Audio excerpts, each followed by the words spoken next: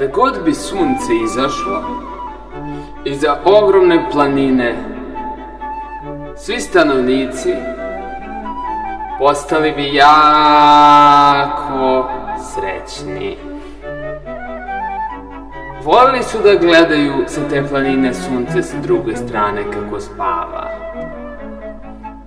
Međutim, jedan njen deo, gospodin Kamen, bio je jako loše volje tog dana. I svakog drugog, da budemo iskreni. On bi svako jutro, čim bi video sunce, kako se okreće na drugu stranu usred jutarnjeg odmora,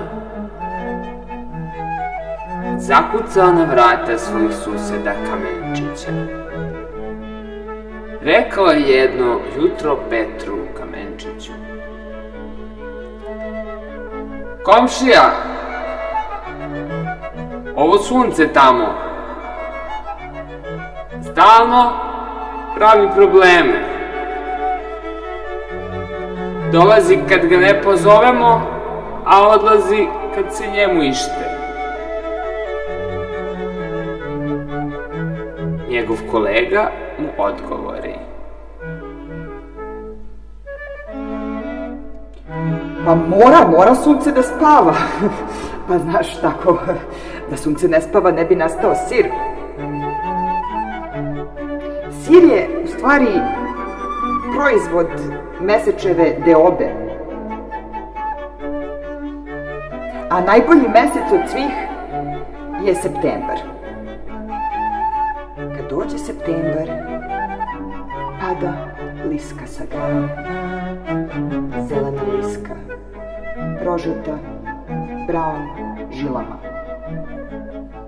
koje u sebi nose krv devičanske lepote, koja upravlja svim ljudima i Bogom, koji spava i razmišlja samo o sopstvenoj smrti. I tako je gospodin ostao uskraćen tačnog odgovora zbog čega sunce spava. Jer to što se govori među narodom, to ne znači da je uvek istina.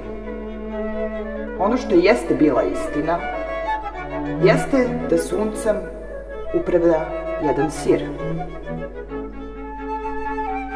Taj sir zvao se Leopold. Bio je onako okrugao, gladak, đućkast. Skoro pa stari sir, najbolje godine. Dok jednog dana sir Leopold pušio svoju muštiku na terasi i gledao zamišljeno u zvezde na nebu, došlo mu je u glavu da od svih zvezda najviše voli sunce. Bilo je tako okruglasto i rumenkasto u odnosu na ove druge zvezde koje su samo neke bele tačkice. Baš mu se svidjelo okruglasto, onako skoro isto kao on. Rešio je onda jednog dana da pošalje suncu pismo.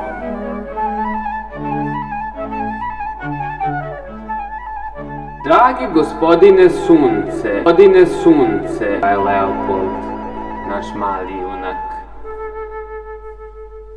Ti možda ne znaš mene, ja sam sitan, ali možda si čuo neke priče o meni.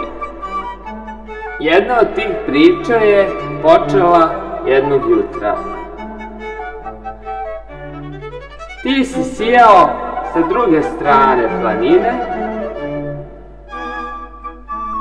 a ja sam izašao u moj nedeljni pohod na doručak. Nije bilo lako. Sve zmije su od kiše prethodne godine počele da žive duboko u zemlji. One su nekada bile životinje šumskih grana i vrhova najviših piramida. Ali od prošle godine krenule su da žive u rupi. I nama je normalno bilo sve teže naći ukusan doručak.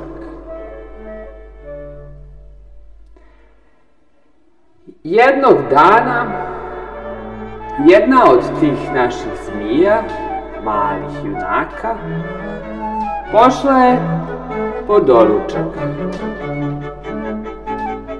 Izašlo je sunce i zmija reče svom doručku, kamenu: "Hej, kamenčiću, dođi vamo, nešto da ti šapnem," reče gospodin zmija gospodinu kamenu. "Dođi, dođi, neću da te diram, samo da ti kažem nešto." Gospodin kamen pogleda kamen pored sebe, gospodina drugog kamena, i klimnuše glavom u znak odobravanja i sloge. Zmija, kada je shvatila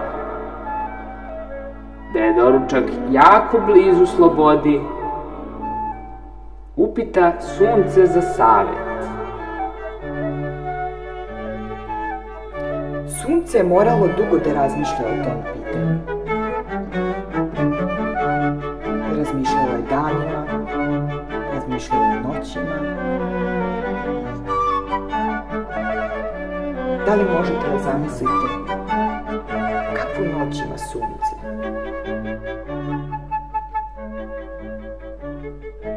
A kakav dan?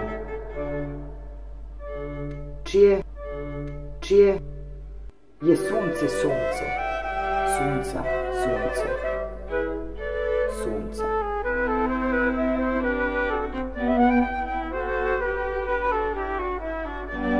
Ali razmišljalo je tako sunce, posvetilo se u potpunosti razmišljanju na odgovor na zmijino pitanje.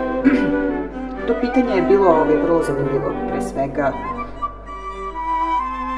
zbog toga što je ona smatrala da zmija, da bi pojela kamen, mora da rodi kamen.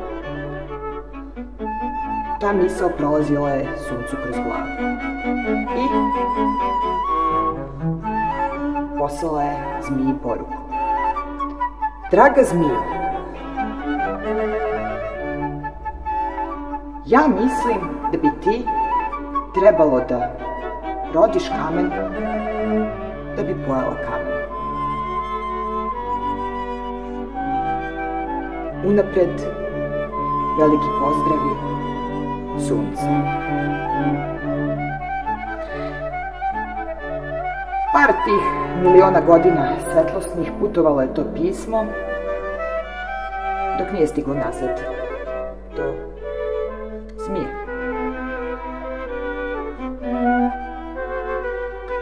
Gospodin zmija se, vraćajući se sa svog posla, radio je kao službenik, radio je dosta sa papirima. Nađe u sandučetu još jedan. Bi to odgovor od našeg malog junaka, srebrnog gospodina sunca. Zmija otrča kući na svoju granu, jer su u tom periodu zmije još uvek živele po granju. Stavi pismo na kamin, sipa sebi najbolji viski koje su zmije mogle u tom periodu da priušte, a to je bio jako kvalitetan viski. Jer zmijama je bilo vrlo zgodno u tom periodu godine. Papirologije nikad više.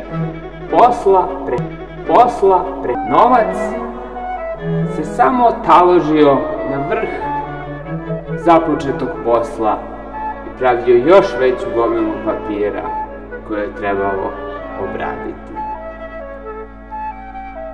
U celom životinjskom carstvu zmije su bile na vrhu lanca ishrane, ali i života uopšte. Zato što su prale novac. To je išlo tako što bi svaka zmija svake godine oprala pomalo novca. Zmijama je jedna novčanica mnogo više značila nego ljudima, jer one ne samo što su male, nego nemaju ruke. Zato su zmije volele da jedu i piju ekskluzivne proizvode. Iz celog životinjskog carstva, na dan kraljice zmije Verice, koja je bila u stvari prerušena veverica i vladala carstvom zmija protivzakonito. Tajno društvo veverica tih godina bilo je jako bogato. Čak toliko bogato da je odlučilo jednoga dana da osvoji čitavu šumu i uspostavi apsolutnu dominaciju. Veverice su razmišljale na sledeći način. Mi ćemo biti kraljevi ovog životinjskog carstva ukoliko budemo izmislili električnu struju. Znale su da takva sila postoji u univerzumu. Samo nisu znale kako da je ukrote, kao što je čovek ukrotio vatru. Razmišljale su dugo i odlučile jednog dana da se jave profesoru Gospodaru. Profesor Gospodar je bio vrlo pametan čovjek. Imao je sede brkove i dosta je razmišljao. Profesor Gospodar živeo je u svojoj rezidenciji, koju je gradio praktično još dok je bio u stomaku. To je bio njegov razlog za postojanje. Iz jednog sveta u sledeći, on je milionima godina usavršavao svoju rezidenciju. To je bilo beskonačno stepenište. Ono je jednostavno vodilo samo u sebe. To je funkcionisalo besprekorno. Čitav univerzum se divio našem profesoru Gospodaru. Dok jednog dana profesor nije uvideo mali problem. Njegovo beskrajno stepenište je krenulo da biva sunčalište za male nepozvane drugare iz reptilskog carstva bez ruku. Tako se naš gospodin Zmija jednog dana protegnuo na svojoj novoj plaži i rekao